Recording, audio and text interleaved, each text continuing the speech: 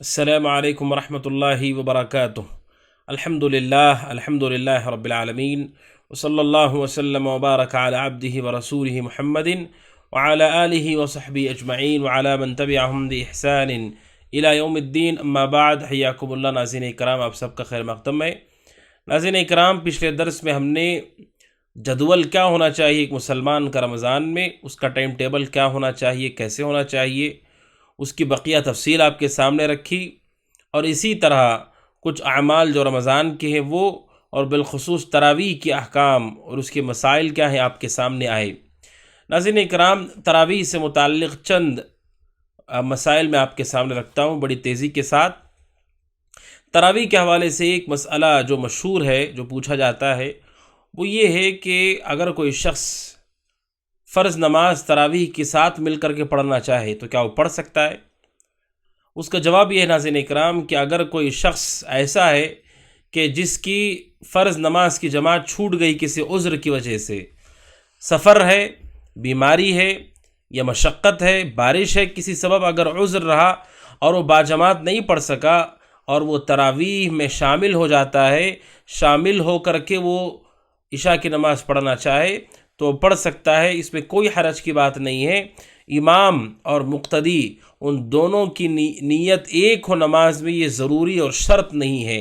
بلکہ دونوں کی نیتیں الگ الگ ہو سکتی ہیں۔ یہ رسول اکرم صلی اللہ علیہ وسلم سے بھی ثابت ہے، اور حضرت معاذ بن جبل رضی اللہ عنہ کے عمل سے بھی ثابت ہے، جو رسول اکرم صلی اللہ علیہ وسلم کے پیچھے نماز پڑھتے تھے اور جا کر کے اپنی قوم کی امامت بھی کرایا کرتے تھے۔ لہٰذا اگر کوئی آدمی کی نماز فوت ہو گئی ہو اور وہ امام کے پیچھے جو تراویح پڑھا رہا ہے فرض نماز پڑھنا چاہے تو پڑھ سکتا ہے، اس کی اجازت ہے۔ اس کا طریقہ کار کیا ہوگا ناظرین اکرام کہ 2 رکعت امام کے ساتھ مل جائے گی، امام نے سلام پھیر دیا، آپ اٹھ کر کے قضا کر لیں، اٹھ کر کے بقیہ 2 رکعت آپ پڑھ لیں، اس میں کوئی حرج کی بات نہیں ہے۔ نبی اکرم صلی اللہ علیہ وسلم کے صحابی حضرت معاذ بن جبل رضی اللہ عنہ سے متعلق ہے، جیسا کہ صحیح بخاری جابر بن عبداللہ رضی اللہ عنہ کی روایت حدیث نمبر 6106 کہ حضرت معاذ بن جبل رضی اللہ عنہ اللہ کے نبی کے ساتھ عشاء پڑھتے تھے، پھر اپنی قوم کے لوگوں کو آ کر کے انہیں نماز پڑھاتے تھے۔ تو رسول کے ساتھ جو انہوں نے پڑھی وہ تو فرض نماز ہو گئی ان کی، پھر قوم کے لوگوں کو عشاء کی نماز پڑھاتے تھے، وہ کون سی نماز ہے؟ وہ ان کے لیے تو نفل ہے، لیکن جو پیچھے ان کے پڑھ رہے ہیں وہ ان کی فرض نماز ہے۔ تو ناظرین اکرام، یہ مسئلہ تو ہمیں واضح ہوا کہ یہ جائز ہے اگر کسی کا عذر ہو۔ اسی طرح اگر خواتین ان کی نماز نہیں ہوئی ہے اور وہ تراویح کی نماز کے اندر آ کر کے اسے پڑھنا چاہے تو یہ پڑھ سکتے ہیں، ایک مسئلہ۔ اور دوسرا مسئلہ تراویح کی نماز کا ہے، وہ یہ ہے کہ اگر کوئی آدمی تراویح کی نماز پڑھ رہا ہو، کیا وہ تراویح کی نماز کو چھوڑ کر کے جا سکتا ہے؟ اس کا جواب ناظرین اکرام، تراویح کی نماز فرض نہیں ہے، یہ مستحب ہے، یہ ایسی نفل عبادت ہے جس کی بڑی تاکید ہے، بڑی فضیلت ہے، بالخصوص رمضان میں اس کی بڑی فضیلت ہے، لیکن یہ فرض نہیں ہے۔ اگر کوئی آدمی نماز شروع کرتا ہے امام کے ساتھ 2 رکعت یا 4 رکعت، اگر وہ چلا جاتا ہے تو اس پر کوئی گناہ نہیں ہے، لیکن اس نے بڑے اجر کو ضائع کر دیا۔ اور رمضان میں بالخصوص شیطان یہ نہیں چاہتا کہ لوگ اس بڑی فضیلت کو پائیں کہ جو امام کے ساتھ پوری نماز پڑھتا ہے تراویح کی، اسے پوری رات قیام کا ثواب ملتا ہے۔ تو مختلف خیالات، وسوسے اور کام یاد دلاتا ہے نماز میں، فلاں چیز یاد کرو، فلاں چیز یاد کرو، یہاں تک کہ انسان چھوڑ کر کے چلا جاتا ہے۔ شیطان کے وسوسے سے بچنا چاہیے۔ الذی یوسوس فی صدور الناس، شیطان کا بہت بڑا حربہ یہ ہوتا ہے، وہ انسانوں کے دلوں میں وسوسہ کر سکتا ہے، خیال ڈال دیتا ہے، یہ یاد کرو، وہ یاد کرو، لہٰذا اسے ضائع نہ کرے۔ لیکن اگر کسی کی ضرورت ہے اور وہ جتنی رکعت اس کے لیے میسر ہے پڑھ کر کے چلا جاتا ہے، کوئی حرج نہیں، اور پھر بعد میں اگر گھر میں وہ مکمل کر لیتا ہے، کوئی حرج کی بات نہیں۔ اگر امام صاحب کے ساتھ اگر 4 رکعت ہمیں مل جاتی ہے اور اللہ نہ کرے کسی ضروری کام سے جانا پڑ گیا، گھر والوں کی کسی ضرورت کے لیے نکلنا پڑا، تو پھر اپنے گھر آ کر کے بقیہ 4 رکعت پڑھ کے 3 رکعت وتر پڑھ لے اور 11 رکعت کو مکمل کر لے، اس میں بھی کوئی حرج کی بات نہیں ناظرین اکرام۔ یہ دوسرا مسئلہ ہے۔ اس کے بعد ناظرین اکرام، تیسرا ایک اہم مسئلہ ہے تراویح کے بارے میں، وہ یہ ہے کہ کچھ لوگ یہ سوال عام طور پر کرتے ہیں رمضان کے موسم میں کہ امام صاحب کے ساتھ تو نماز پڑھ لی، تراویح پڑھ لی، لیکن اگر کوئی پھر رات میں بھی پڑھنا چاہے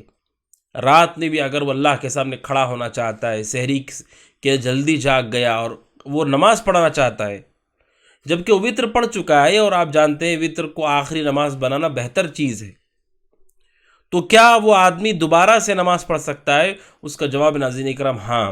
اگرچہ کہ آپ نے امام کے ساتھ وطر کی نماز پڑھ لی ہے، پوری تراویح پڑھ لی ہے، اب رات میں اگر آپ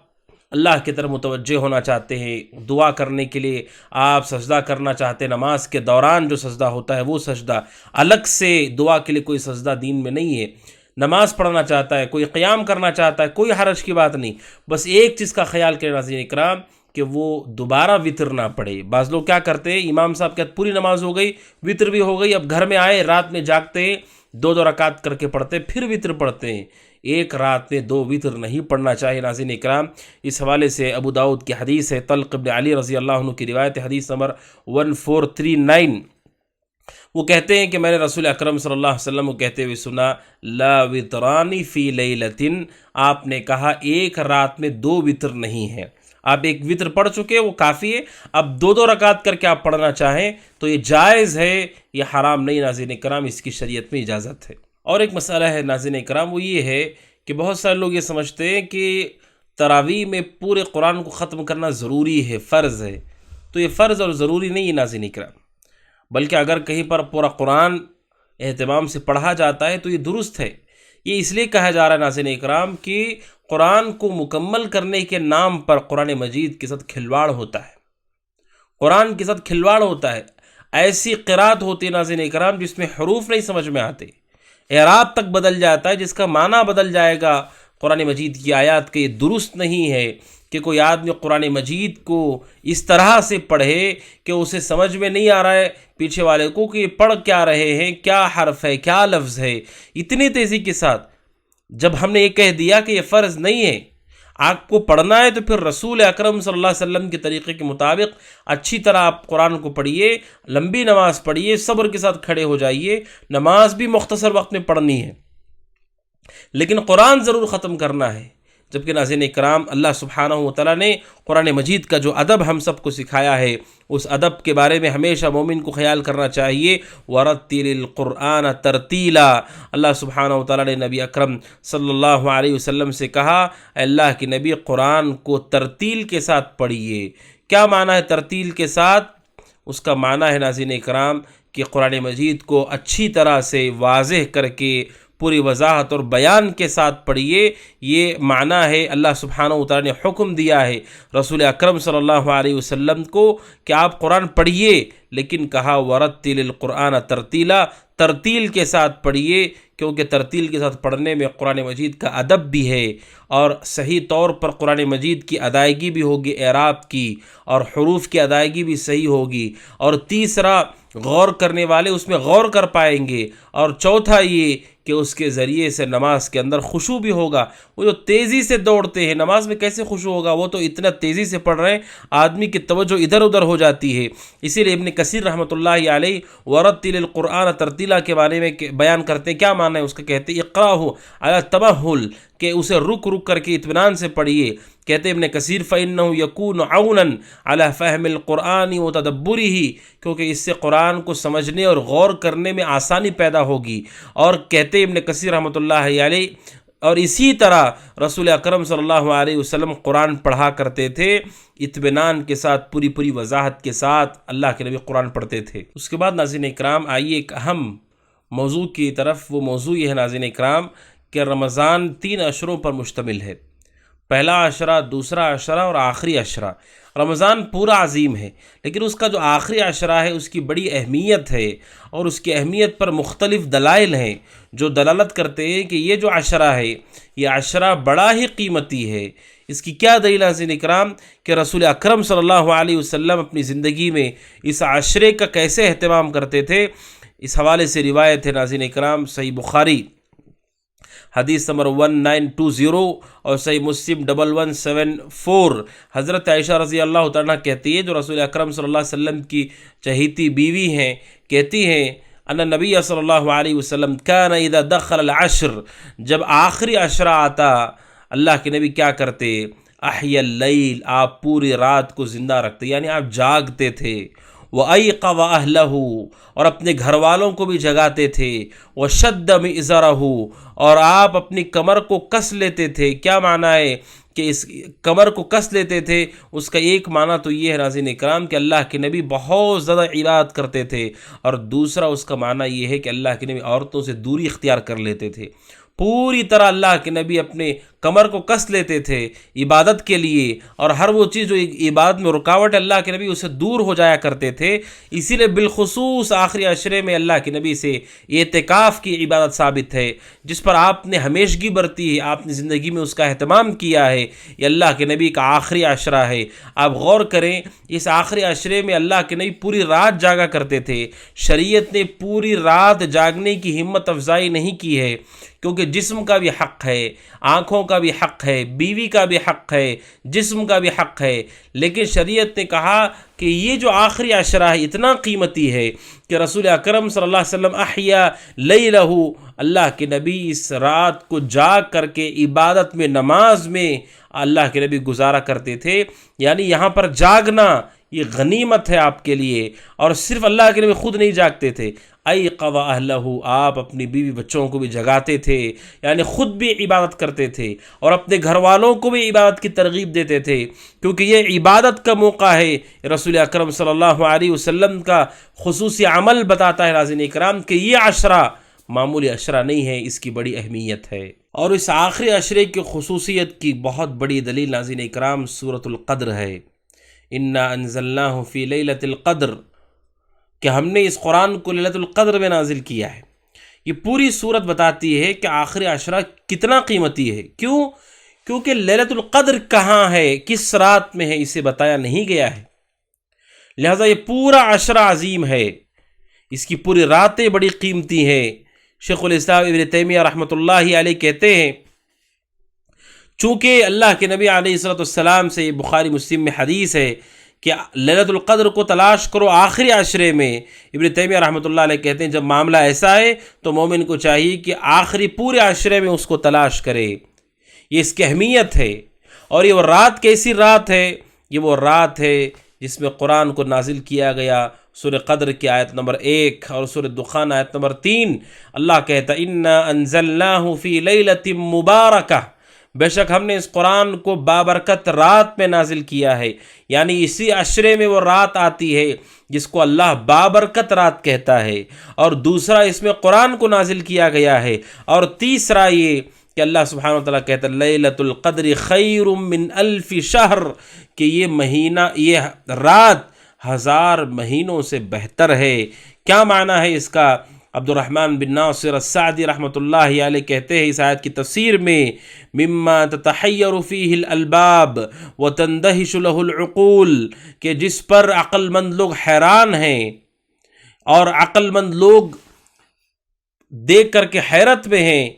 کہ اللہ تبارک و تعالی نے اس امت پر کیسا انعام کر دیا،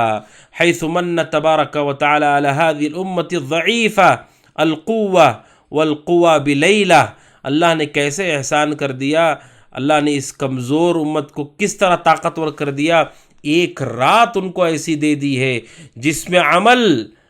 1000 کے مقابلے کے برابر نہیں ہے، 1000 کے برابر نہیں، کہا خیر من الف شہر، 1000 مہینوں سے بہتر ہے۔ وہ ایک رات اگر کوئی پالے 1000 مہینوں سے بہتر ہے۔ شیخ عبد الرحمن بن ناصر السعدی کہتے اس پر غور کرنے والے عقل مند اہل ایمان حیران ہیں، اور وہ اسے دیکھ کر کے اللہ کے احسان کو سمجھتے ہیں کتنا بڑا احسان کیا ہے۔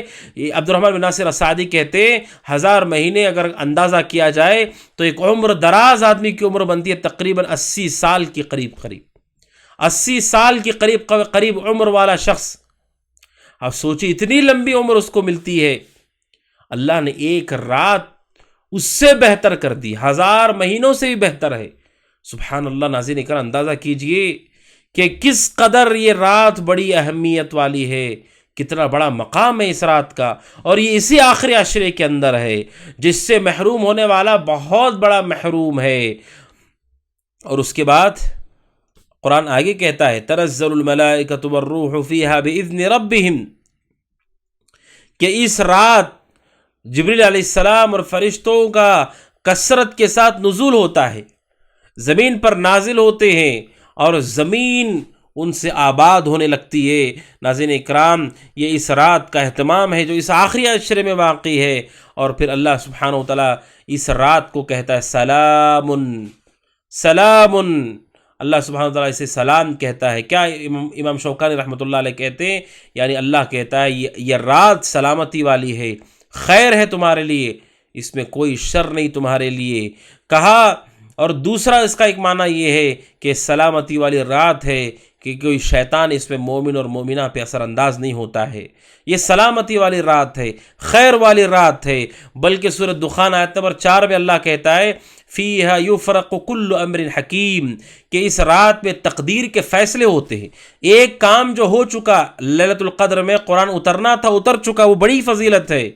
لیکن سورۃ دخان آیت نمبر 4 میں اللہ سبحانہ وتعالیٰ کہتا ہے فیہا یفرق کل امر حکیم، کہ اس رات شب قدر میں، لیلۃ القدر میں جو آخر عشر میں آنے والی رات ہے، تقدیر کے فیصلے کیے جاتے ہیں۔ کیا فیصلہ کیا جاتا ہے کہ تقدیر جو لوح محفوظ ہے اس سے 1 سال کی تقدیر لی جاتی ہے، کہ جس میں انسانوں کی عمر، انسان کا رزق اور اس کی زندگی کے بارے میں لکھا ہوتا ہے، 1 سال کی تقدیر اس سے لی جاتی ہے،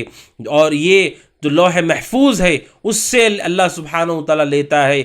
نکالتا ہے اس تقدیر کو، یعنی تقدیر کے فیصلے ہوتے ہیں۔ ناظرین اکرام، اسی شب قدر میں جو کہ آخری عشرے کے اندر واقع ہے، اور یہ رسول اکرم صلی اللہ علیہ وسلم کے بارے میں نے آپ کو بتایا کہ اللہ کے نبی علیہ الصلاۃ والسلام آخری عشرے میں اعتکاف کرتے تھے۔ آپ کا اعتکاف بتاتا ہے یہ کس قدر عظیم ہے، آگے اس کے احکام آئیں گے۔ امام نووی رحمۃ اللہ علیہ کہتے ہیں پوری امت کا اجماع ہے، مسلمانوں کا اجماع ہے کہ ان الاعتکاف متأکد فی العشر الاواخر من رمضان، کہ رمضان کے آخری عشرے میں اس کی بڑی تاکید ہے، اس کی بڑی اہمیت ہے، اور یہ وہ رات ہے جس رات میں اللہ تبارک و تعالیٰ دعاؤں کو قبول کرتا ہے۔ اسی لیے حضرت عائشہ رضی اللہ تعالیٰ عنہا نے رسول اکرم صلی اللہ علیہ وسلم سے پوچھا، اے اللہ کے نبی، اگر مجھے معلوم پڑ جائے کون سی رات شب قدر ہے، میں اس میں کیا دعا پڑھوں؟ اللہ کے نبی نے فرمایا علیہ الصلاۃ والسلام، عائشہ رضی اللہ تعالیٰ عنہ سے آپ نے کہا یہ تم دعا پڑھو، اللہم انک عفو تحب العفو فاعف عنی، یہ دعا تم پڑھو کہ اللہ بے شک تو عفو ہے، درگزر کرنے والا ہے، اور تحب العفو، اور تو اس عفو کو، درگزر کرنے کو معاف کرتا ہے، فاعف عنی، اے اللہ تو مجھے معاف فرما۔ یہ حضرت عائشہ رضی اللہ تعالیٰ عنہا کو رسول اکرم صلی اللہ علیہ وسلم نے دعا سکھائی۔ اس سے کیا پتہ چلتا ہے ناظرین اکرام کہ اس رات میں جو دعائیں ہیں ان دعاؤں کو اللہ سبحانہ وتعالیٰ قبول بھی کرتا ہے۔ تو ناظرین اکرام، یہ آخر عشرے کی بڑی اہمیت ہے۔ یہ روایت سنن ترمذی کی حدیث نمبر 3513 اور ابن ماجہ 3850، اللہ کے نبی علیہ الصلوۃ والسلام نے دعا سکھائی جس سے اس آخری عشرے کی اہمیت پتہ چلتی ہے۔ اور ساتھ ہی ساتھ ناظرین کرام، جو سلف صالحین ہیں ان سے متعلق امام مروزی نے نقل کیا ہے، ابو عثمان کہتے رحمۃ اللہ علیہ کہ سلف 3 عشروں کی بڑی تعظیم کرتے تھے۔ 3 عشرے ہیں جن کی بڑی تعظیم کرتے تھے سلف۔ سب سے پہلے العشر الاول من المحرم، محرم کا پہلا عشرہ جس میں عاشورہ کا روزہ آتا ہے، اور دوسرا والعشر الاول من ذی الحجہ، ذو الحجہ کا پہلا عشرہ، اور تیسرا والعشر الاواخر من رمضان، اور رمضان کا آخری عشرہ۔ ابو عثمان رحمۃ اللہ علیہ کہتے کہ سلف ان 3 عشروں کی تعظیم کرتے تھے، عبادتوں کا اہتمام کرتے تھے، عبادتوں سے انہیں آباد کیا کرتے تھے۔ سلف صالحین نے اس عشرے سے متعلق اس عشرے کی اہمیت کو واضح کیا ہے، اور وہ خود اس میں بڑا اہتمام کے ساتھ عمل کیا کرتے تھے۔ اور اس عشرے کی اہمیت پر ناظرین کرام وہ حدیث بھی گزر چکی، صحیح بخاری 1901 اور صحیح مسلم 759۔ حضرت ابو ہریرہ رضی اللہ عنہ بیان کرتے ہیں، من قام لیلۃ القدر ایمانا واحتسابا غفر له ما تقدم من ذنبه، کہ جس آدمی کو اللہ نے توفیق دی اور اس نے رمضان کے آخری عشرے میں شب قدر کو پا لیا، وہ رات اس کے حصے میں آ گئی اور وہ قیام کرتا ہے، تراویح کی نماز پڑھتا ہے، اللہ کے نبی فرماتے ہیں علیہ الصلاۃ والسلام اللہ تبارک و تعالی اس کے پچھلے گناہوں کو معاف کر دیتا ہے۔ ناظرین اکرام، اس رات کے قیام کو اللہ کے نبی علیہ الصلاۃ والسلام نے کس قدر اہم قرار دیا۔ اللہ کے نبی علیہ الصلاۃ والسلام نے فرمایا کہ جو آدمی اس رات کا قیام کرے، ایک تو رمضان کا قیام ہے اور اس رمضان میں بھی خاص طور پر شب قدر کا قیام ہے، اس قیام کی کس قدر اہمیت ہے کہ اللہ کے نبی علیہ الصلاۃ والسلام نے فرمایا کہ اس کے ذریعے سے اللہ تبارک و تعالی انسان کی مغفرت کرتا ہے۔ اور اللہ کے نبی نے تو یہاں تک کہہ دیا ناظرین کرام، جیسا کہ صحیح الجامع میں شیخ البانی رحمہ اللہ نے نقل کیا ہے 55 کہتے ہیں اللہ کے نبی علیہ الصلاۃ والسلام کی حدیث کہ اللہ کے نبی نے فرمایا رمضان تمہارے پاس آ گیا ہے اور وہ مبارک مہینہ ہے، اس میں اللہ نے تم پر روزوں کو فرض کیا ہے، اس میں جنت کے دروازے کھولے جاتے ہیں، جہنم کے دروازوں کو بند کیا جاتا ہے، وہ اور اس میں سرکش شیطانوں کو جکڑا جاتا ہے۔ آگے اللہ کے نبی نے کہا اس میں ایک ایسی رات ہے جو 1000 مہینوں سے بہتر ہے۔ اللہ کے نبی نے فرمایا من حرم خیرہا، کہ جو محروم کر دیا گیا اس خیر سے، یعنی اللہ نے اسے توفیق نہیں دی، اس رات کو اس نے گنوا دیا، سو گیا، فضول کاموں میں لگ گیا، جو محروم ہو گیا، اس کو جاگ نہیں سکا، عبادت کے ذریعے سے زندہ نہیں رکھ سکا۔ اللہ کے نبی نے فرمایا فقد آپ نے کہا من حرم خیرہ فقد حرم، آپ نے کہا یقیناً وہ محروم انسان ہے، محروم انسان ہے کہ اللہ نے اسے بہت بڑا ثواب اور بہت بڑی نیکی سے محروم کر دیا۔ یعنی اللہ کے نبی نے اسے کامیابی گویا کہ قرار دیا ہے کہ جو آدمی جاگ کر کے اللہ کی بات کر لے شب قدر کو، وہ کامیاب ہے، اور جس نے ضائع کر دیا، اس کو گنوا دیا سو کر کے، عام رات سمجھ کر کے، وہ محروم انسان ہے کہ وہ بہت بڑا گھاٹا اس کا ہو گیا۔ ناظرین اکرام، اس آخری عشرے میں یہ جو شب قدر ہے، لیلۃ القدر ہے، ناظرین اکرام، اس کی اہمیت پتہ چلتی ہے۔ اس کا جو لفظ ہے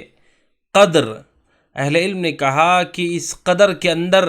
ایک معنی تعظیم کا ہے۔ اللہ سبحانہ وتعالیٰ نے کہا جیسے وما قدر اللہ حق قدرہ، ہم بھی کہتے اردو میں انہوں نے قدر نہیں کی ہماری، یعنی احترام اور عزت نہیں کی ہماری، تو ایک اس کا معنی خود عزت اور احترام کا بنتا ہے۔ اور ناظرین اکرام، یہ جو آخری عشرہ ہے، اس آخری عشرے میں خصوصی اعمال جو مومن کو کرنا چاہیے وہ کیا ہے ناظرین اکرام؟ سب سے پہلے تو اس آخری عشرے کو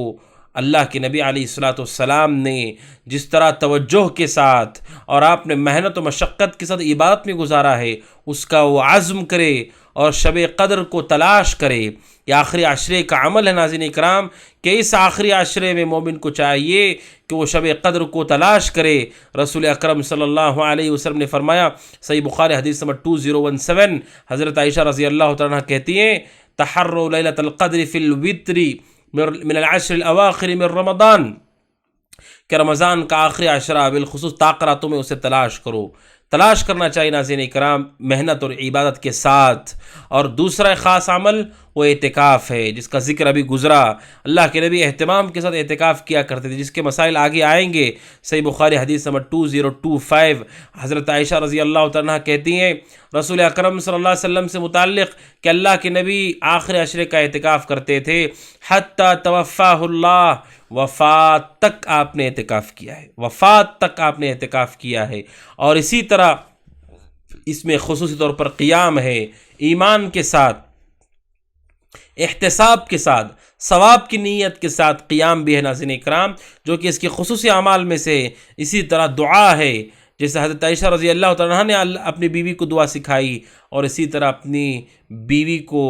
گھر والوں کو، گھر والیوں کو جگانا ہے، اولاد کو جگانا ہے تاکہ وہ بھی اللہ کی عبادت کر سکے۔ اور پھر اس کے علاوہ جو عبادتیں ثابت ہیں ناظرین اکرام، قرآن مجید کی تلاوت ہے، اللہ سبحانہ وتعالیٰ کا ذکر ہے، جو دیگر مشہور عبادتیں ہیں، ان عبادتوں سے اس آخری عشرے کو ہمیں آباد کرنا چاہیے۔ اور شب قدر جو لیلۃ القدر ہے ناظرین اکرام، اس کا وقت کیا ہے؟ اس کا وقت کیا ہے؟ اللہ سبحانہ وتعالیٰ نے اس وقت کو ہم سے چھپا دیا ہے۔ اس وقت کو اللہ سبحانہ وتعالیٰ نے ہم سے چھپا دیا ہے، اور اس کی وجہ بھی حدیث میں بتائی گئی، جیسا کہ صحیح بخاری کی حدیث نمبر 2023، عبادہ بن صامت رضی اللہ تعالیٰ کہتے ہیں رسول اکرم صلی اللہ علیہ وسلم نکلے تاکہ ہم لوگوں کو لیلۃ القدر کی خبر دیں، تو آپ نے دیکھا دو مسلمان آپس میں لڑ رہے ہیں، اللہ کے نبی ان کے درمیان صلح کرانے لگے۔ پھر آپ نے کہا کہ میں نکلا تمہیں شب قدر کی خبر دینے کے لیے، اور فلاں آپس میں لڑنے لگے، آپس میں لڑائی کر بیٹھے۔ اللہ نے کیا کیا؟ فرفعت، اللہ سبحانہ و تعالیٰ نے اس کو اٹھا لیا، اس علم کو اٹھا لیا۔ اسی لیے آپ نے کہا اسے آخری عشرے میں تلاش کرو۔ گویا کہ لڑائی جھگڑا یہ سبب بن گیا کہ اللہ سبحانہ و تعالیٰ اس علم کو آپ سے اٹھا لیا۔ بلکہ صحیح مسلم کی حدیث ہے 1166، اللہ کے نبی فرماتے ہیں علیہ الصلوۃ والسلام، مجھے شب قدر دکھائی گئی، پھر بعد میں اسے بھلا دیا گیا۔ تو ناظرین اکرام، اس حدیث سے پتہ چلتا ہے کہ یہ جو مخاصمہ ہے، جو جھگڑا ہے، اس کے سبب اللہ نے اس علم کو چھپا لیا، اس علم کو اٹھا لیا۔ گناہوں کا نقصان ہے ناظرین اکرام، نافرمانی کا نقصان ہے کہ جو لڑائی جھگڑے ہیں اس سے نقصان ہوتا ہے، دنیا کا بھی نقصان ہوتا ہے، دین کا بھی نقصان ہوتا ہے، دیگر بہت سارے نقصانات ہوتے ہیں۔ لیکن بہر صورت اس کی حکمت بھی ہے، اللہ نے اس علم کو اٹھا لیا تو اس کی حکمت بھی ہے۔ کیا حکمت ہے؟ حافظ ابن حجر رحمہ اللہ کہتے ہیں، جیسے فتح الباری میں ہے، فتح الباری جلد نمبر 4 صفحہ 315، کہتے ہیں حافظ ابن حجر رحمہ اللہ، اس رات کو چھپانے کی حکمت یہ ہے لِيَحْصُلَ الْاجْتِهَادُ فِي الْتِمَاسِهَا، تاکہ لوگ اس کی تلاش میں خوب عبادتیں کریں، بخلاف ما لو عینت، اس کے برخلاف اگر طے ہو جاتا کہ یہی ایک رات ہی ہے تو پھر لوگ بس اسی ایک رات میں عبادت کرتے۔ اب چھپانے کا کیا فائدہ ہو رہا ناظرین اکرام؟ اس کا ایک فائدہ یہ ہو رہا ہے کہ اس ایک کے بجائے لوگ 10 رات کا بھی اہتمام کر رہے ہیں، اور خاص طور پر طاق راتوں کا اہتمام کر رہے ہیں کہ وہ چھوٹ نہ جائے۔ تو ایک رات کی عبادت بہتر ہے یا کئی راتوں کی عبادت بہتر ہے؟ حکمت یہ ہے، اس کے ذریعے سے مومن کے لیے اجتہاد اور عبادت کا دروازہ کھل گیا، اس کے تلاش میں وہ خوب عبادتیں کر رہا ہے۔ تو ناظرین اکرام، یہ حکمت ہے کہ شب قدر کا علم اللہ نے کیوں محفوظ کر لیا۔ اور شب قدر کون سی ہوتی ناظرین اکرام؟ آخری عشرہ، اور بالخصوص طاق راتوں میں اسے ہمیں تلاش کرنا چاہیے۔ بہتر ہے کہ پورے آخری عشرے میں اجتہاد کریں تاکہ کوئی رات ہم سے نہ چھوٹ جائے، قیام کریں، تراویح کی نماز مکمل باجماعت پڑھیں، قرآن کی تلاوت کریں، اللہ سے دعا کریں، مناجات کریں، اللہ کی تعظیم بیان کریں، گڑ گڑائیں اللہ سبحانہ و تعالیٰ سے، سارے مشروع اعمال کریں۔ اس کی بعض علامتیں بھی ہیں۔ ایک علامت تو یہ ہے شب قدر جس رات ہوتی ہے، جیسا کہ ابن خزیمہ کی روایت ہے حدیث نمبر 2190، کہ وہ جو رات ہوتی ہے وہ رات نہ گرم ہوتی ہے نہ ٹھنڈی ہوتی، معتدل موسم ہوتا ہے اس رات۔ اسی لیے وہ جو ابن خزیمہ کی روایت ہے، رسول اکرم صلی اللہ علیہ وسلم نے فرمایا کہ اللہ نے مجھے خواب میں لیلۃ القدر بتایا کون سا ہے، وہ کون سی رات ہے، پھر اللہ نے مجھے اس کا علم مجھ سے اٹھا لیا، میں بھول گیا اس کو۔ آپ نے کہا وہی فی العشر الاواخر من لیلتها، آپ نے کہا یہ آخری عشرے کی راتوں میں ہے، وہی لیلۃ طلقہ، آپ نے کہا یہ ایسی رات ہے کہ جس رات میں نہ گرمی ہے نہ سردی ہے، ایسی رات ہے جس میں نہ گرمی ہے نہ سردی ہے۔ اور ایک دوسری علامت ناظرین اکرام ایک حدیث میں آئی ہے، وہ صحیح مسلم حدیث نمبر 762، ابو داؤد 1378، کہ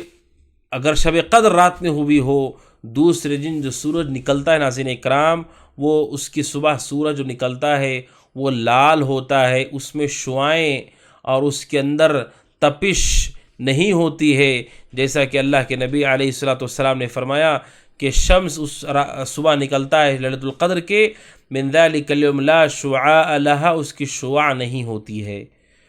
لال ہوتا ہے اس کی شعائیں اور اس کی تیزی نہیں ہوتی ہے، اور وہ لال ہوتا ہے۔ تو ناظرین اکرام، یہ دو علامتیں ہیں جو حدیثوں کے اندر بتائی گئی۔ اس کے لوگ کہتے ہیں رات میں کتے بھونکتے ہیں، فلاں ہوتا ہے، اس کی دلیل نہیں ہے۔ یہ دو علامتیں ہیں جو شب قدر سے متعلق بیان کی گئی ہیں۔ اس کے بعد ناظرین اکرام آئیے ایک اہم موضوع کی طرف، وہ موضوع ناظرین اکرام اعتکاف۔ اعتکاف ایک عبادت ہے جس کا ذکر قرآن کریم میں اللہ سبحانہ و تعالیٰ نے ذکر کیا ہے۔ اللہ سبحانہ و تعالیٰ کا ارشاد ہے وَلَا تُبَاشِرُوهُنَّ وَأَنْتُمْ عَاكِفُونَ فِي الْمَسَاجِدِ۔ اللہ سبحانہ و تعالیٰ کہتا ہے کہ تم اپنی بیویوں سے دور رہو جبکہ تم حالت اعتکاف میں رہو مسجدوں کے اندر، سورہ بقرہ آیت نمبر 187۔ اور اسی طرح اللہ سبحانہ و تعالیٰ نے حضرت ابراہیم علیہ السلام کو حکم دیا کہ وہ اللہ سبحانہ و تعالیٰ کے گھر کو پاک کریں، ان طہر بیتی للطائفین، سورہ بقرہ آیت 125 میں اللہ سبحانہ و تعالیٰ کہتا ہے ان طہر بیتی للطائفین والعاکفین والرکع السجود، کہ اللہ سبحانہ و تعالیٰ نے انہیں حکم دیا، وحی کی کہ وہ دونوں اللہ کے گھر کو پاک کریں شرک سے، کفر سے، گناہوں سے، گندگیوں سے، تاکہ وہ طواف کرنے والوں کے لیے رہے، اعتکاف کے لیے رہے، اور سجدہ کرنے والوں کے لیے رہے، اور رکوع کرنے والوں کے لیے رہے۔ یہ جو سورہ بقرہ آیت 125 ہے، یہ بتاتا ہے کہ اعتکاف عبادت ہے۔ پچھلی شریعتوں میں بھی عبادت تھی یہ۔ اعتکاف کا معنی ہوتا ہے ناظرین اکرام مسجد کو لازم پکڑ لینا اور اللہ سبحانہ و تعالیٰ کی عبادت کی نیت اور مقصد سے۔ لیکن ناظرین اکرام اس کے کیا مقاصد ہوتے ہیں؟ اعتکاف میں بیٹھنے والے کو جان لینا چاہیے اعتکاف کے مقاصد بھی ہیں۔ سب سے پہلا مقصد تو یہ تاکہ لیلۃ القدر اس کو مل سکے۔ اب وہ گھر میں نہیں ہے، اب وہ مسجد میں آ کر کے پوری طرح دنیاوی مشغولیتوں سے منقطع ہو گیا ہے۔ بیوی بچے، تجارت، کاروبار، دوست احباب، سفر، ساری چیزیں باہر ہیں، وہ اللہ کے گھر میں ہیں۔ تو ایک مقصد سب سے پہلے اس کے دل میں یہ ہونا چاہیے کہ وہ شب قدر کو پا سکے، اس ایک رات کو پا سکے جو 1000 مہینوں سے بہتر ہے، 1000 مہینوں سے افضل ہے۔ اور دوسرا یہ کہ وہ اللہ سبحانہ و تعالیٰ کے ساتھ اپنے رشتے کو بہتر کر سکے کہ وہ خلوت میں ہے۔ خلوت کیا ہے ناظرین اکرام؟ تنہا ہو کر کے ایک مومن اللہ کی عبادت کرے۔ خلوت میں اللہ کو یاد کرنا، اللہ سے اپنی محبت کو، اپنے انس کو، اپنے تعلق کو بہتر کرنا ایک بہت بڑی بات ہے ناظرین اکرام۔ آپ جانتے ہیں کہ جو لوگ اللہ سبحانہ و تعالیٰ کو تنہائی میں یاد کرتے ہیں، خلوت میں یاد کرتے ہیں، یاد کر کے روتے ہیں، کتنی بڑی فضیلت ہے۔ رسول اکرم صلی اللہ علیہ وسلم نے فرمایا 7 لوگ جنہیں اللہ تبارک و تعالیٰ اپنے عرش کا سایہ دے گا قیامت کی، جبکہ کوئی سایہ نہیں ہوگا سوائے اس کے عرش کے سائے کے۔ اللہ کے نبی نے فرمایا، جیسا کہ صحیح بخاری حدیث نمبر 660، اللہ کے نبی نے 7 لوگوں کا تذکرہ کیا، اس میں آپ نے کہا وَرَجُلٌ ذَكَرَ اللَّهَ خَالِيًا فَفَاضَتْ عَيْنَاهُ۔ آپ نے آخر میں 7ویں نمبر پر کہا وہ شخص ذکر اللہ خالین، کہ جس نے تنہائی میں یاد کیا اللہ تبارک و تعالیٰ کو،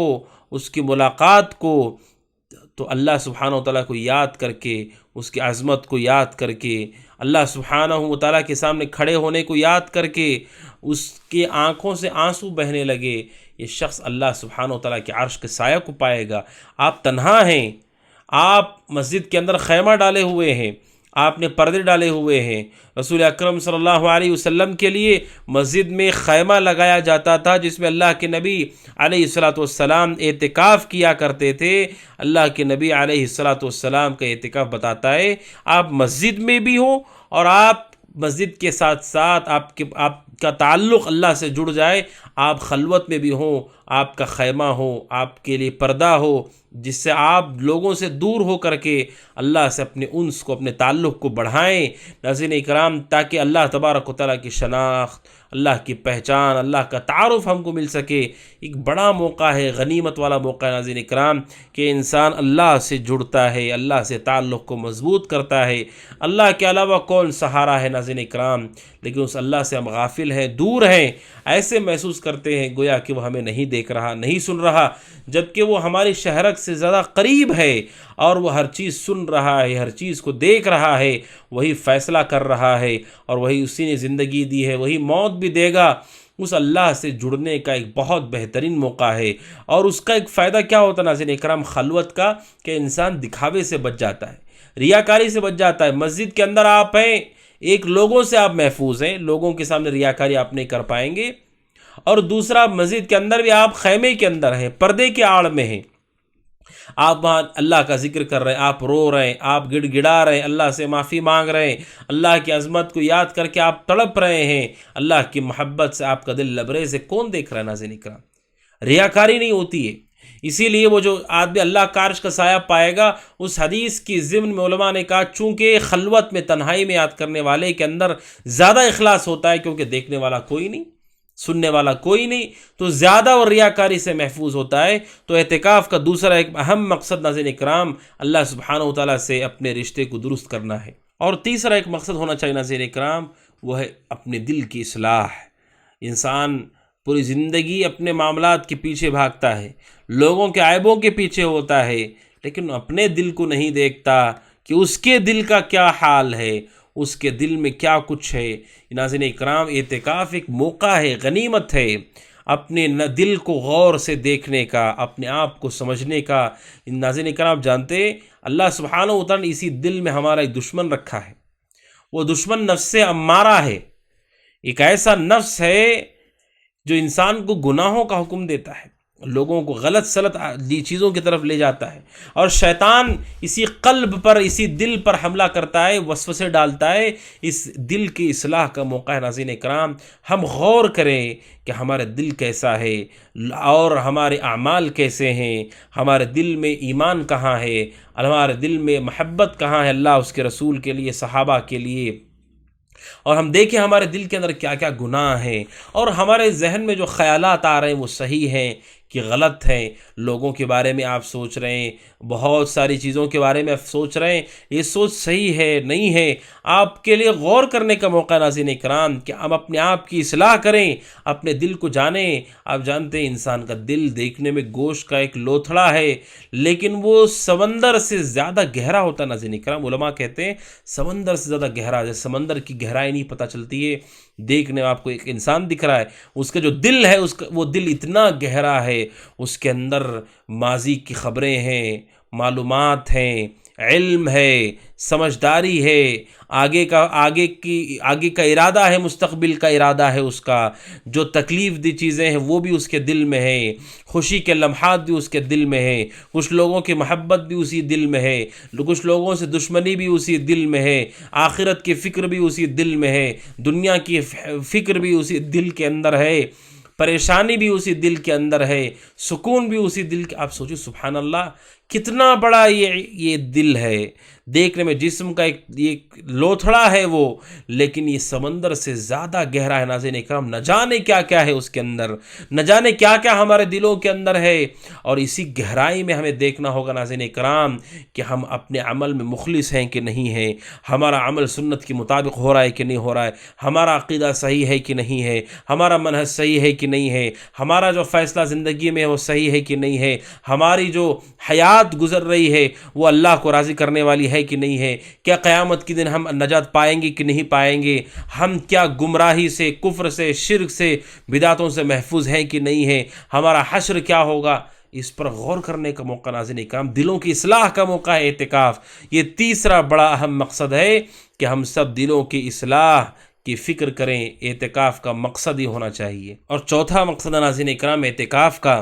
کہ ہم یہ نیت رکھیں کہ اس اعتکاف کے ذریعے سے میں اللہ کی عبادت کروں گا، روزے کو آباد کروں گا عبادت سے، رات کو آباد کروں گا عبادت سے، اور اپنے روزے کو محفوظ کروں گا، ہر وہ چیز اس پہ اثر کر رہی تھی۔ آپ اعتکاف میں نہیں تھے، آپ باہر تھے، بہت ساری چیزیں آپ سن رہے تھے، لوگوں سے آپ ملاقات بھی کر رہے ہیں، باتیں بھی کر رہے ہیں، لیکن اب آپ اعتکاف کی حالت میں عبادتوں پہ آپ کی توجہ ہے، تو آپ کا مقصد ہونا چاہیے یہ 10 دن کا جو اعتکاف ہوگا، آخر عشرے کا جو اعتکاف ہوگا، اس اعتکاف سے میں اپنے آپ کو گناہوں سے، نافرمانی سے، اس روزے کو نقصان کرنے والی چیزوں سے بچوں گا، اور آباد کروں گا اسے اللہ کی عبادت سے۔ قرآن بڑی عظیم عبادت ہے، نماز بڑی عبادت ہے، دعا بڑی عبادت ہے، ذکر بڑی عبادت ہے، جو آپ مسجد میں رہ کر کے کر سکتے ہیں، اس کا ہمیں اہتمام ہونا چاہیے ناظرین اکرام۔ اور آخری بات ہے وہ یہ اعتکاف کا ایک مقصد یہ ہونا چاہیے کہ ہم دنیاوی امور میں اور مباحات میں گم نہ ہو جائیں، بلکہ ہم ان دنیاوی امور کے اندر جس قدر ہو سکتا ہے وہ چیزیں جو غیر ضروری ہیں اسے نکال کر کے ضروری جو چیزیں ہیں آخرت کی اس کی طرف متوجہ کریں۔ یہ مقصد ہو، یہ سیکھنے کا ہمارا ارادہ ہو کہ دنیا کے لیے ہمارا جو وقت جا رہا ہے، ہماری جو انرجی جا رہی ہے، مال لگ رہا ہے، وقت لگ رہا ہے، ہم اسے جو زائد اور ایسی چیزیں جس کی ضرورت نہیں اسے ہٹا کر کے فائدہ مند چیزوں کی طرف آئے، یہ ہمارا مقصود ہونا چاہیے ناظرین کرام۔ تو یہ مقاصد ہیں اعتکاف کی، ان مقاصد کے ساتھ اعتکاف کرنا چاہیے۔ اس کے بعد ناظرین کرام اعتکاف کے حوالے سے بعض احکامات ہیں، ان میں سب سے پہلے تو یہ ہے ناظرین کرام اعتکاف کے حوالے سے کہ اعتکاف آخری عشرے میں جو ہم کرتے ہیں اس کے احکام میں سب سے پہلی بات ہے ارکان۔ اعتکاف کے کیا ارکان ہیں؟ کتنے ارکان ہیں اعتکاف کے؟ 2 ارکان ناظرین کرام۔ پہلا رکن ہے نیت، کہ آپ مسجد میں اعتکاف میں تو آپ کی نیت اعتکاف کی ہو، آپ آئے آپ کی نیت اعتکاف کی نہیں، مسجد میں آپ رکے ہوئے 10 دن میں آپ رکے، آپ کو اعتکاف کا اجر نہیں ملے گا، لہذا نیت ہو۔ جیسا کہ آپ سب جانتے ہیں کہ ہر عمل کا دار و مدار نیت پر ہے۔ اور دوسرا، مسجد میں آپ ٹھہرے ہوئے ہوں، مسجد سے آپ باہر ہیں، باہر آپ اعتکاف کی نیت بھی کریں گے تو آپ کا کوئی اعتکاف نہیں، آپ مسجد کے اندر ہوں، یہ دوسرا اہم رکن ہے، دوسرا اہم رکن جس کے ساتھ اعتکاف ہوتا ہے۔ اللہ سبحانہ وتعالی سورہ بقرہ آیت 125 کے اندر فرمایا کہ اللہ تبارک و تعالی ابراہیم اور اسماعیل سے کہا علیہم السلام کہ میرے گھر کو پاک کرو۔ کن لوگوں کے لیے؟ وہ لوگ جو نماز پڑھنے والے ہیں، طواف کرنے والے ہیں اور اعتکاف کرنے والے ہیں، یعنی اعتکاف مسجد میں ہے۔ بلکہ اللہ کے نبی علیہ السلام کی بیویاں بھی، اللہ کے نبی علیہ السلام کے ازواج مطہرات بھی آپ کے ساتھ مسجد میں اعتکاف کرتی تھیں۔ اللہ کے نبی علیہ السلام کے ازواج مطہرات آپ کی زندگی میں بھی اور آپ کی وفات کے بعد بھی اعتکاف مسجد میں کرتی تھیں۔ تو یہاں پر یہ مسئلہ بھی واضح ہوتا ہے ناظرین اکرام کہ اعتکاف عورت کے لیے بھی صرف مسجد میں ہو سکتا ہے، گھر میں کوئی اعتکاف نہیں ہے۔ اللہ سبحانہ وتعالیٰ کے سورہ بقرہ آیت 187 میں وَلَا تُبَاشِرُوهُنَّ وَأَنْتُمْ عَاكِفُونَ فِي الْمَسَاجِدِ کہ تم ان سے مباشرت نہ کرو جبکہ تم اعتکاف کی حالت میں رہو مسجدوں کے اندر۔ اللہ نے اعتکاف کو یہاں مسجدوں کے ساتھ جوڑا ہے۔ آپ جانتے ہیں رسول اکرم صلی اللہ علیہ وسلم نے عورت کے لیے بہتر نماز قرار دیا ہے گھر کے اندر، لیکن آخری عشرے میں اللہ کے نبی علیہ السلام کی بیویاں آپ کے ازواج مطہرات بھی اعتکاف کو بیٹھا کرتی تھیں۔ رسول اکرم صلی اللہ علیہ وسلم کی بیویاں، اب سوچئے جب نماز ان کے لیے وہاں بہتر ہے تو آپ کے ساتھ وہ اعتکاف میں بیٹھتی، لیکن آپ نے کبھی یہ نہیں کہا کہ یہاں اعتکاف میں نہیں بیٹھنا، تم لوٹ جاؤ۔ اللہ کے نبی علیہ السلام یہ کبھی نہیں کہا۔ تو ناظرین اکرام خواتین کے لیے بھی اعتکاف مسجد کے اندر ہے۔ حضرت عائشہ رضی اللہ تعالیٰ عنہ کی یہ روایت ناظرین اکرام صحیح بخاری کے اندر موجود ہے، حدیث نمبر 2034 کہ رسول اکرم صلی اللہ علیہ وسلم نے اعتکاف کیا تو اللہ کے نبی علیہ السلام جب آئے تو آپ نے دیکھا کہ مسجد کے اندر حضرت عائشہ کا بھی خیمہ ہے، حضرت حفصہ کا بھی خیمہ ہے، حضرت زینب کا بھی خیمہ ہے۔ تو رسول اکرم صلی اللہ علیہ وسلم کی بیویاں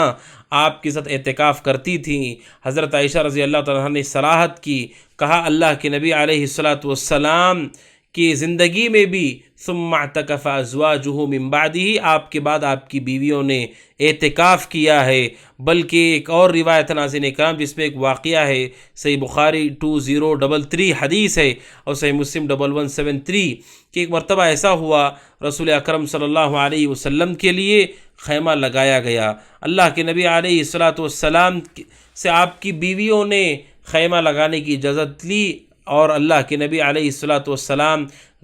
آپ اجازت دینے لگے۔ پھر آپ اس کے بعد آئے، آپ نے دیکھا کہ بہت سارے خیمے مسجد کے اندر لگ گئے۔ آپ نے کہا ما ھذا، یہ کیا ہے؟ تو اللہ کے نبی علیہ السلام سے بتایا گیا کہ یہ ساری آپ کی بیویوں کے خیمے۔ آپ نے کہا البر، کیا وہ نیکیوں کی تمنا کر رہی ہیں؟ تو اللہ کے نبی علیہ السلام نے اعتکاف چھوڑ دیا اور پھر اللہ کے نبی علیہ السلام نے ان 10 دنوں کا اعتکاف شوال میں کیا۔ اللہ کے نبی علیہ السلام نے اعتکاف کو چھوڑ دیا، آپ نے اعتکاف نہیں کیا۔ آپ نے اس وقت بھی خیمے آپ نے ہٹانے کا حکم دیا، لیکن رسول اکرم صلی اللہ علیہ وسلم نے اس وقت بھی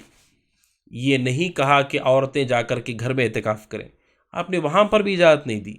اللہ کے نبی علیہ الصلوۃ والسلام نے اعتکاف چھوڑ دیا، لیکن آپ نے یہ نہیں کہا کہ عورتوں کے لیے بہتر ان کے گھر کے اندر ہے، بلکہ اللہ کے نبی علیہ الصلوۃ والسلام نے اعتکاف چھوڑ کر کے شوال میں اللہ کے نبی نے اعتکاف دوبارہ سے 10 دنوں کا کیا، لیکن آپ نے خواتین کو مسجد میں گھر میں اعتکاف کرنے کی اجازت نہیں دی۔ اس کے بعد ناظرین اکرام ایک اہم مسئلہ ہے کہ اعتکاف کے لیے مومن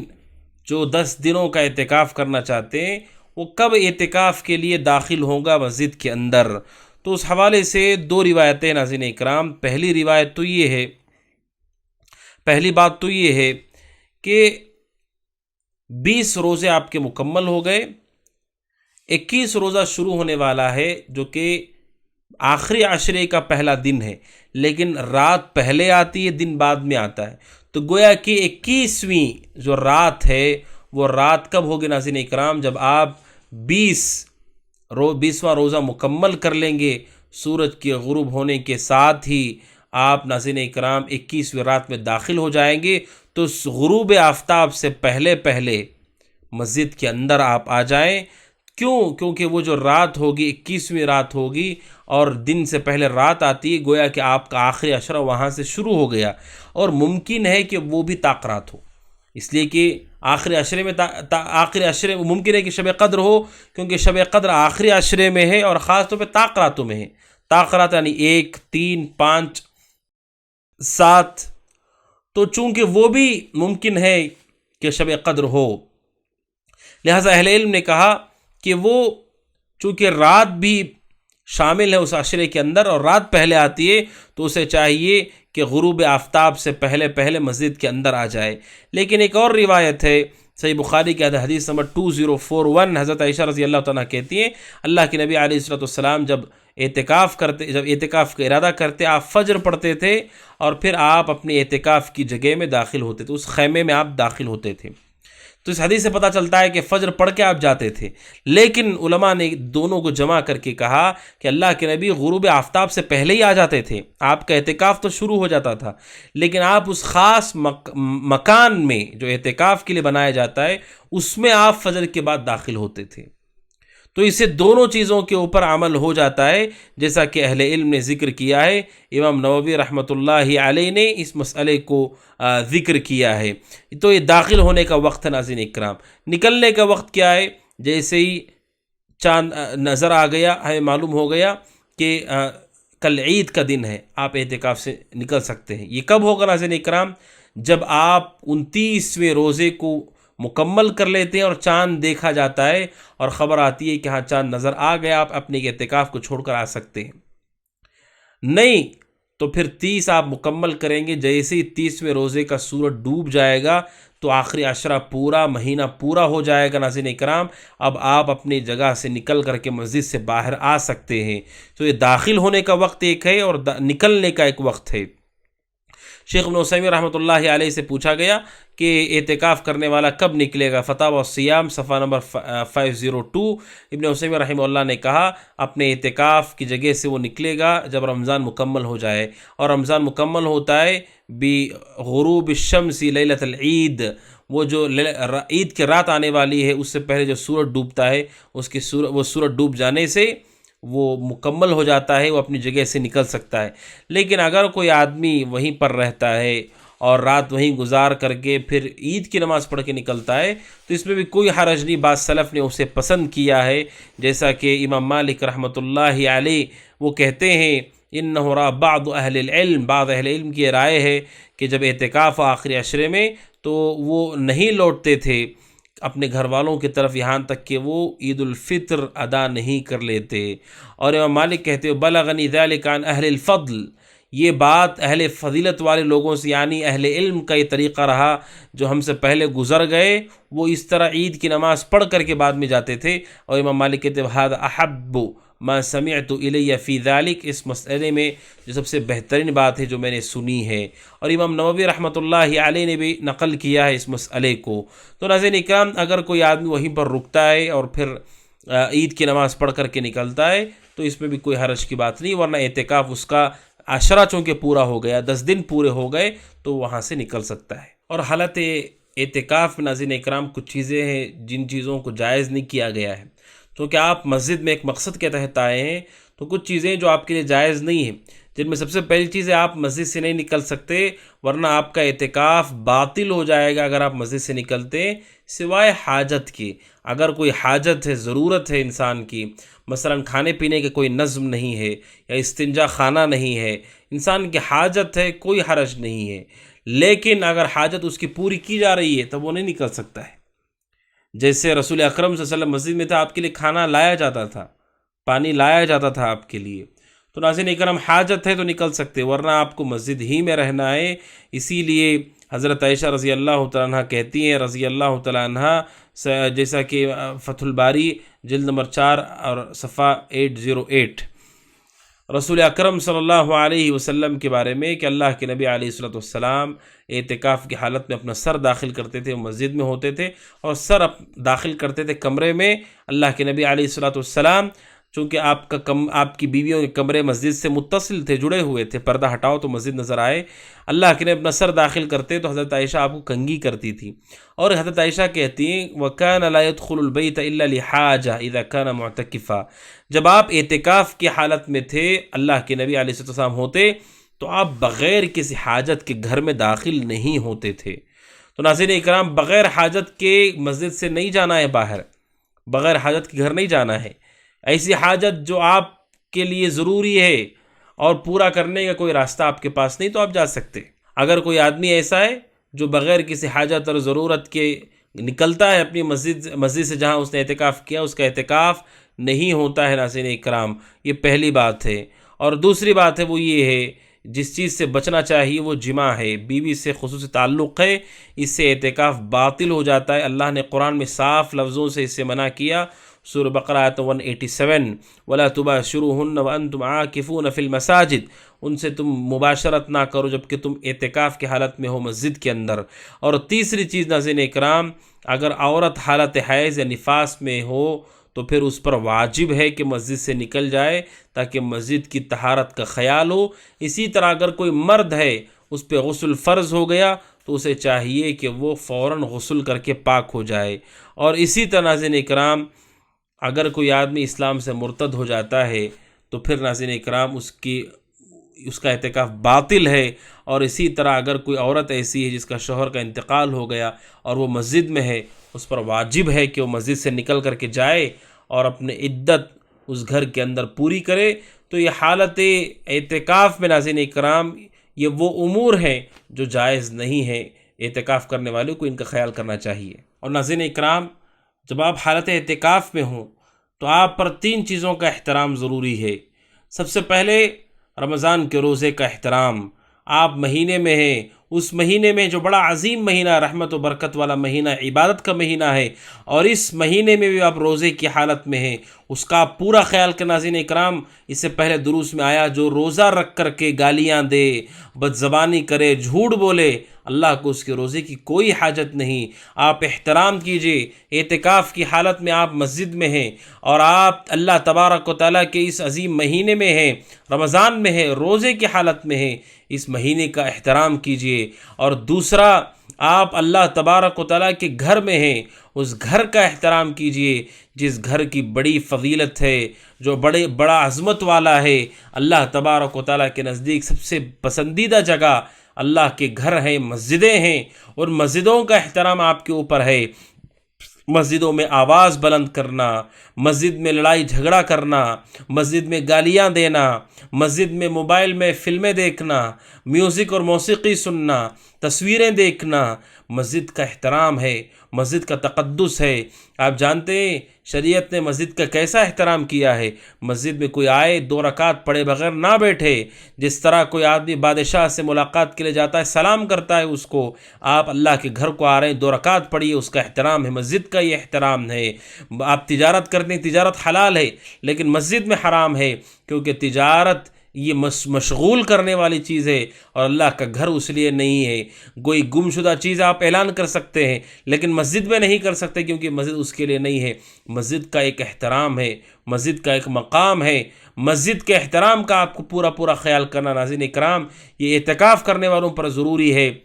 دیکھنے میں آتا ہے کوئی آدمی اعتکاف میں بیٹھا ہوا ہے، وہاں پر وہ گپ شپ لگا رہا ہے، گفتگو کر رہا ہے، ہنسی مذاق کی محفلیں لگا رہا ہے، اور کوئی اپنے موبائل فون میں مگن ہے اور اس موبائل فون پر وہ باتوں میں مصروف ہے، تصویریں ویڈیوز میں مصروف ہے، اور نعوذ باللہ دیگر امور میں مصروف ہے۔ آپ اللہ کے گھر کو بھول گئے۔ یہ اللہ تبارک و تعالیٰ کا گھر ہے، جن کا احترام کرنا ضروری ہے، جن میں آواز آپ کو بلند نہیں کرنا چاہیے، ان میں اللہ کا ذکر بلند ہوتا ہے، اذان ہوتی ہے، اقامت ہوتی ہے، تلاوت قرآن اور اللہ کا ذکر ہوتا ہے، دین کی باتیں ہوتی ہیں۔ یہ لوگوں کی دعا کی جگہ ہے، عبادت کی جگہ ہے، اس کا آپ کو پورا خیال کرنا ہے۔ یہ دوسرا احترام ہے جو آپ کے اوپر ضروری ہوتا ہے۔ اور تیسرا احترام ہے ناظرین اکرام، وہ یہ ہے کہ جو لوگ عبادت کرنے کے لیے مسجد میں آتے ہیں ان نمازیوں کا بھی احترام کیجئے۔ اعتکاف میں بیٹھ کر کے آدمی لگے کہ میں تو آزاد ہوں، میں جو چاہے کروں، کوئی تلاوت کر رہا ہے، کوئی نماز پڑھ رہا ہے۔ اللہ کے نبی علیہ السلام نے اس سے منع کیا کہ کوئی آدمی زور زور سے تلاوت کر رہا ہے، زور زور سے عبادت کر رہا ہے، اور جس کی وجہ سے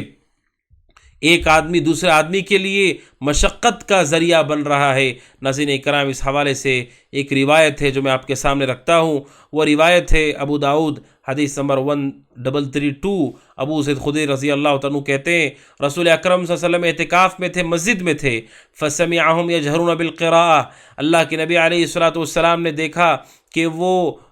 زور زور سے قرات کر رہے ہیں، یعنی جو صحابہ مسجد میں اعتکاف میں تھے زور زور سے قرات کر رہے ہیں۔ فکشف الستر، اللہ کے نبی نے پردہ ہٹایا، چونکہ آپ کے لیے خیمہ لگایا جاتا تھا، آپ مسجد کے اندر بھی پردے کے اندر ہوتے، آپ نے پردہ ہٹایا اور آپ نے کہا الا ان کلکم مناج ربہ، آپ نے کہا خبردار تم میں کا ہر شخص اللہ سے مناجات کر رہا ہے، اللہ سے دعا کر رہا ہے، اللہ کی بندگی کر رہا ہے۔ فلا یؤذین بعضکم بعضا، تم میں سے کوئی ایک دوسرے کو تکلیف نہ دے، ولا یرفع بعضکم علی بعض، اور ایک دوسرے پر قرات اور ایک دوسرے پر نماز کے ذریعے سے آواز کو بلند نہ کرے۔ یعنی اللہ کے نبی علیہ السلام نے کہا آواز کو قرات کے ذریعے سے مسجد میں بلند نہ کرے، چاہے وہ نماز میں ہو یا نماز سے خارج ہو۔ اللہ کے نبی نے فرمایا قرات کے ذریعے سے یا نماز کے ذریعے سے، یعنی الگ آپ نماز پڑھ رہے ہوں یا پھر آپ صرف تلاوت کر رہے ہوں، با آواز نہ کرو، بلند آواز سے نہ کرو، کیونکہ ہر آدمی اللہ کی عبادت کرنے کے لیے آیا ہے۔ آپ زور سے کریں گے تو دوسرے کے لیے